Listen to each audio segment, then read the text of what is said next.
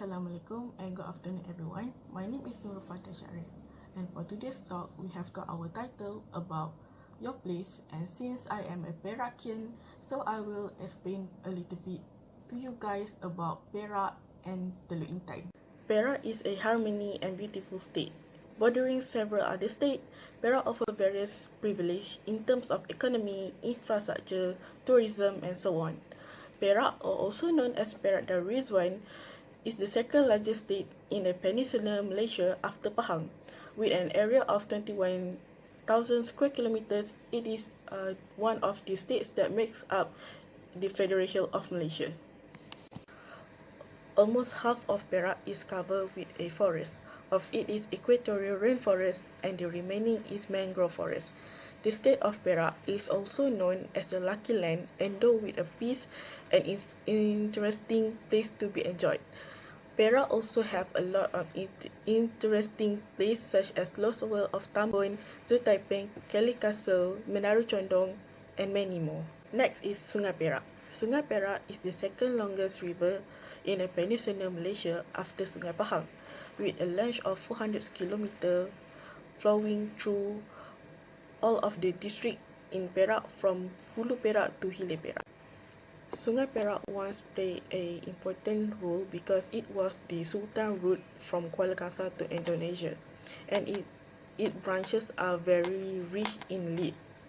The name Perak also derived from this river, which color of the water is a silver white, but now is a little bit darker, like grey and brown color. The uniqueness of Perak is about their language and their dialect, because Perak is the only state that have 5 dialects, namely the northern dialect for Kerian, the Kelantan dialect for Hulu Perak, the standard dialect for Kinta, the main dialect for Kuala Kangsar, and the southern dialect for Hilir Perak. And please don't be surprised if you hear Perak people can speak like other dialects such as Penang dialect or Kelantan dialect, because they can. And not all of Perakian have fluently in their main dialect, because how Perakian talks in their dialect, it is depends on where they live and which part of Perak they have born. But most of us only know about the standard dialect. Lastly, about Perak is about their district division. The way the district are divided is very unique, because in Perak there are 3 main districts, like Upper Perak, which is Hulu Perak, consists of Taiping, Central Perak is Perak Tengah, consists of Kuala Kangsar, and Lower Perak is for Hilir Perak. And that is why Perakian can speak a lot of dialect.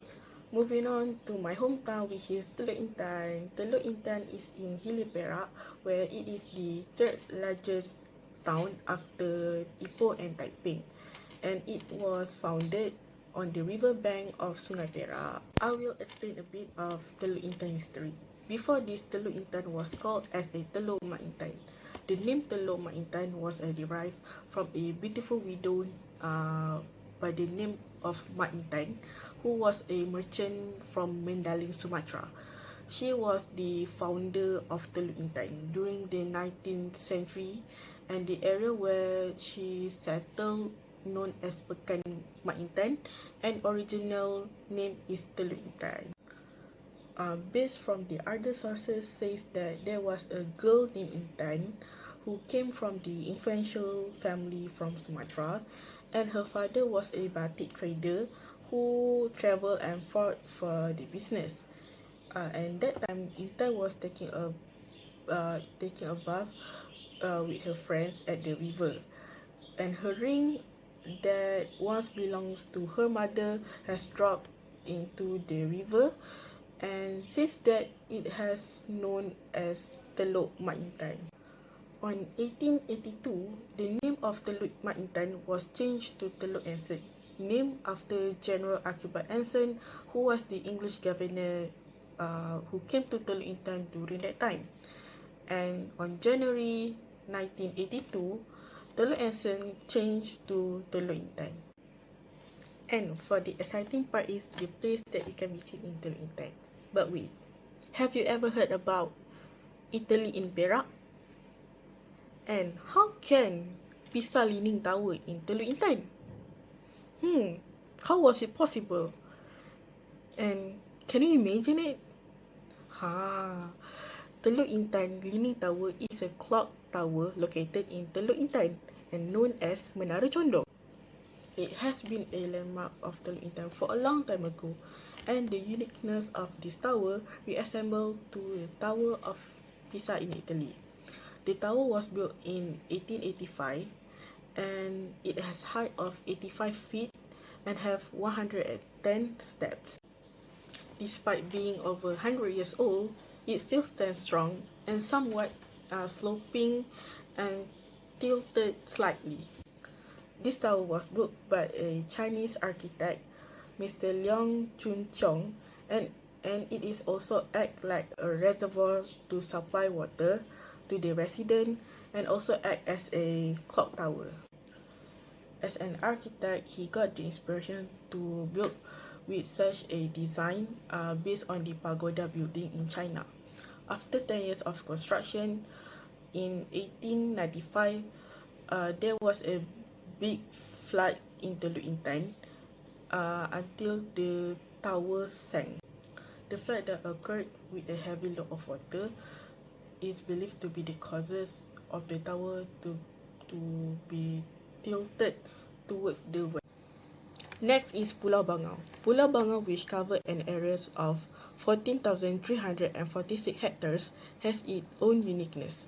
Named Stork Island due to the population of storks that make the island in the middle of the river as their habitat because of its strategic position and free from human threats. There are about 13 species of storks in the island. Among them are white-breast waterhead, Asian open-billed heron, purple heron, little cormorant, and lizard adjutant. In addition, there are also other birds such as eagles, king prawns, and hornbills. The species of herons found here are the thousands of herons that reside and migrate to the island. A boat ride to Pulau Bangau, which takes about 10 to 15 minutes, is an exciting experience. It also gives visitors the opportunities to see Teluk Intan from a different perspective. Around 6:30 p.m., this bird usually return to the island after foraging in the paddy field around Hilly Perak in a unique formation. Visitors can witness this beautiful scenery for themselves. Added to a panoramic view of soothing twilight scenery, at night visitors can see the beautiful twinkle of thousand fireflies from Theroptic thinner, species found in berembang tree along the bank of the river. Teluk Intan Heritage Trail. Tourists and even locals usually make an effort to come to Teluk Intan for its famous Leaning Tower, take a few pictures and leave. But did you know that there are more heritage buildings and interesting places that you can stop by to appreciate the history and culture of Teluk Intan? This self-guided heritage trail, led by Persatuan Pencinta Sejarah Masyarakat Perak in collaboration with Persatuan Pelukis Teluk Intan, takes you to 20 different landmarks that include historical sites, war memorial, mosque, temple, church, and various cultural attractions in Teluk Intan, indicating that there is more to Teluk Intan than meets the eye. Mastanggani Restaurant. Your Teluk Intan experience will be not complete without a trip to Mastanggani, a famous restaurant in Teluk Intan that specializes in noodles and rojak. This place is famous for its mee rebus that have the right amount of rich dried shrimp, taste gravy that complements the thick noodle, served together with prawn fritters, boiled egg, slice of cucumbers, bean curd, lime, and fried onion for garnish. The restaurant also serves other type of mee rebus with different side dishes like chicken or even udang galah. Lastly, Moses Farm. Moses Farm provides an ideal place to relax and escape from the city hustle and bustle. Travelers can rent equipment and gear for barbecue, kayaking, bicycling, all-terrain vehicle riding, and fishing equipment when staying here. There is also a mini zoo that showcases deer, Bengal cats, rabbits, and various types of animals. So I have done for my part, and I am passing this slot to Shafirul for him to tell us about his place. And I am wondering like what he will prepare for us. And by the way, good luck, mate.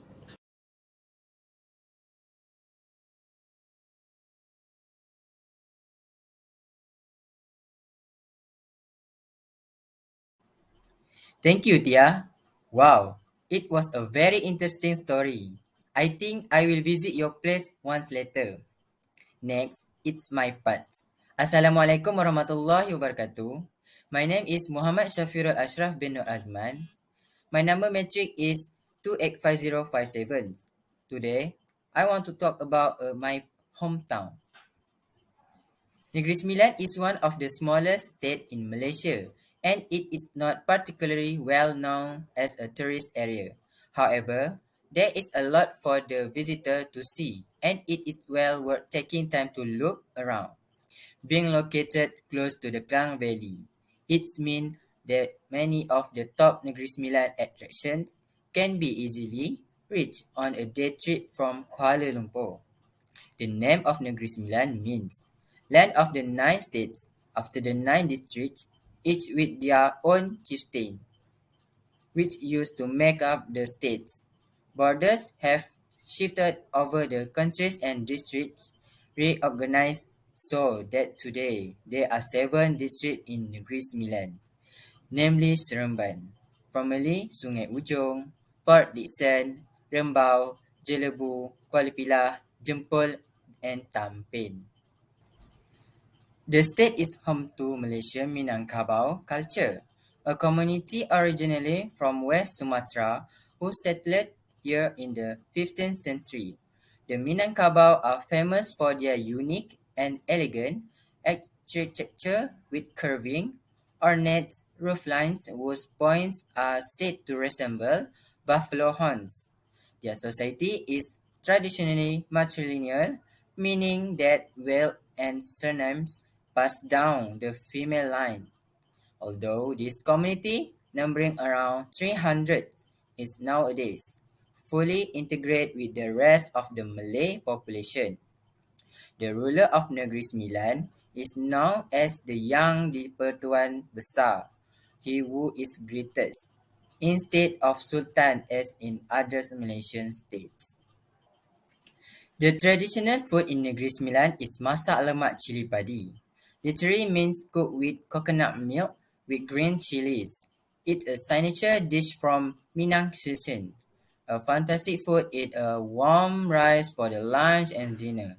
The base of the food is coconut milk with chili padi, also known as bird chilies, a very spicy among the child chilies and the roasted meat that add the extraordinary to the taste.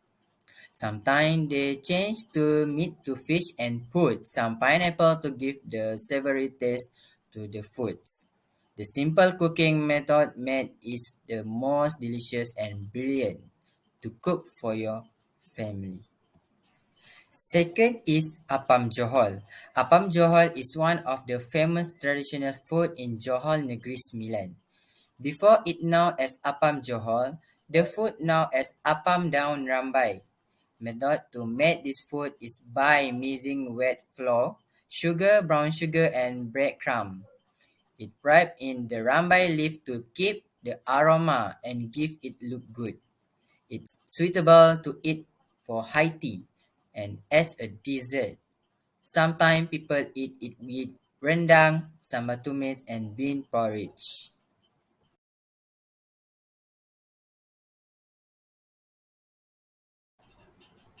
Okay, next.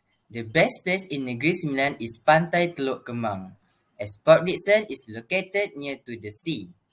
It is not surprising that the next place that you should visit is Teluk Kemang Beach, as the most popular beach and the largest in terms of facility and infrastructure, and where most hotels are. You can expect the area to be crowded. If you are looking for a family-friendly beach, this is the place to be, as the suns are soft and the sea current is not too strong. Teluk Kemang is distant in 8 miles from Port Dickson town. The beach is covered with lovely white sand and the sea is usually calm and inviting here. Furthermore, the water's edge does not change appreciably during low and high tides, so a bather does not have to wade far to get to a decent depth. Other than that, Tampin Mountain Forest Reserve, Hutan Simpang Gunung Tampin, is second best place in Negeri Sembilan. Tampin Mountain Forest Reserve is located at the borders of Negeri Sembilan and Malacca, and it is part of the Titiwangsa Mountains range. This forest reserve is undisturbed and the trails here can be quite challenging for a beginner. There will be time when the forest ranger will need to open up a new path for the hikers, which is an exciting challenge for seasoned hikers. Locals walk the 4.5 kilometer road from the exchange of the recreational forest up past the waterfall to the telecommunications towers located at the top of Bukit Tampin. Climbing to 560 meters with inclines of 50 to 60 degrees, the 1 hour slope uphill is no cakewalk. Understandably, few go on to walk the forest trail to the twin peak of Gunung Tampin. In addition, Extreme Park Descent is an outdoor sports and recreation attraction for those who enjoy some good blood tingling fun. Located approximately 26.9 kilometers away from Lexi Sport Dixon. Extreme Park Port Dickson is an outdoor sport and recreation attraction for those who enjoy some good blood tingling fun. Also known as Extreme Park Port Dickson, Extreme Park Port Dickson offers a number of indoor and outdoor activities such as go-karts, ATV, jungle train rides, archery, paintball, target shooting, and paintball war games. Surrounded by lush greenery, Extreme Park Pollution is a fulfilled place suitable for both elders and children aged 12 and above. Adventurous visitors who prefer more challenging activities may go for go-kart race with their friends or experience a fun bumpy ride through the muddy jungle trail on the ATV. If you are not interested in strenuous activities or simply do not want to get mud stain on your pants, archery and paintball target shooting would be the best option. Therefore, extreme park very suitable for families because it can strengthen the relationship.